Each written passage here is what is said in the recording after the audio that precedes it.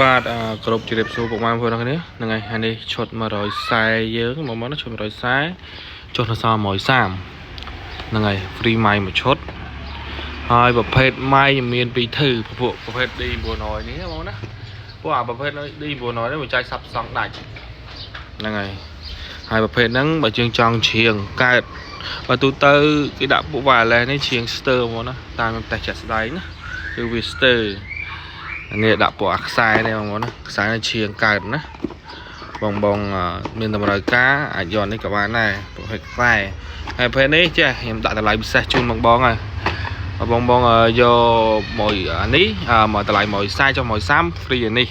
ហ្នឹងហើយតែជាងស្ទើជាខ្សែណាហ្នឹងហើយតែបងអត់យកម៉ៃទេយកតែអត់យកម៉ៃតម្លៃ120 free ម៉ៃនេះឲ្យមួយពិសេសហ្មងណាពិសេសមែនតើfree ម៉ៃនេះឲ្យមួយម៉ៃខ្សែជាងទៅកើតប្រភេទនេះណាបងអត់យកតម្លៃ130អានេះ free ម៉ៃនេះឲ្យហ្នឹងហើយនេះពីដើមពួកពីដើមអត់ខ្សែអានេះបើបងយកម៉ៃអត់យកម៉ៃទេ120ដែលខ្ញុំ free អានេះឲ្យបងម៉ៃមួយដើមទៀតណាតម្លៃអែមហ្មងនេះបងណាដល់តែភ្លើងប្រើហ្មងចង់ដាក់គុយយើងដោតទៅ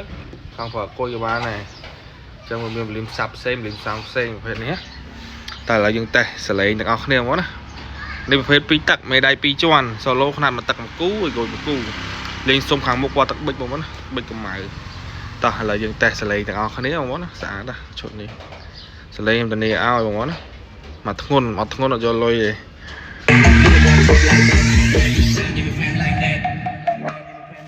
នរណានេះអាងមើលអាណាហ៊ានលុក yes sir you know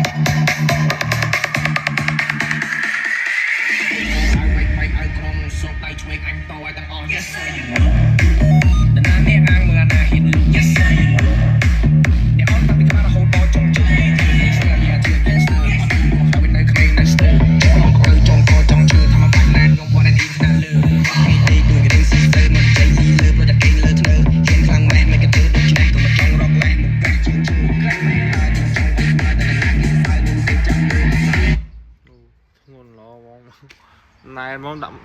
ដុំស្អាតហ្មងសលេងខ្ញុំធានាឲ្យមួយហ្មងប្លង់ចេញមកគឺអែមឲ្យហ្មងណាហើយតម្លៃធូរហ្មងណាអត់យកម៉ៃតម្លៃ120តែខ្ញុំឲ្យម៉ៃតែមួយណាហ្នឹងហើយអត់ចិត្តដាច់ទេហ្នឹងហើយនិយាយចឹងហ្មងអត់ចិត្តដាច់គឺឲ្យម៉ៃនេះតែមួយហើយបងយកតម្លៃ140បានម៉ៃ1គូ